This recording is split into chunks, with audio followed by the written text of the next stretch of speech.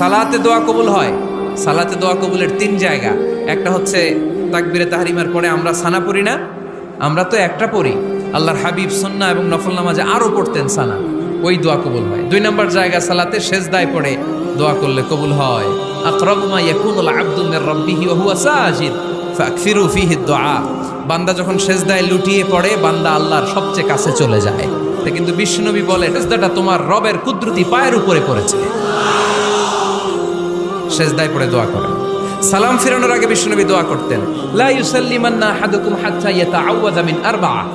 আল্লাহর হাবিব বললেন, চার জিনিস থেকে পানাহ না আছে আমার কোন উম্মত যেন সালাম না ফিরায়। তারা যেন পড়ে, আল্লাহুম্মা ইন্নী আউযু বিকা মিন আযাবিল কবর, আউযু বিকা মিন আযাবি জাহান্নাম, আউযু বিকা মিন ফিতনাতিল মাহইয়া ওয়াল মামাত, আউযু বিকা মিন ফিতনাতিল মাসিহিদ দাজ্জাল। আল্লাহ কবরের আযাব থেকে বাঁচাও, আল্লাহ জাহান্নামের আগুন থেকে বাঁচাও, আল্লাহ জীবন মরণ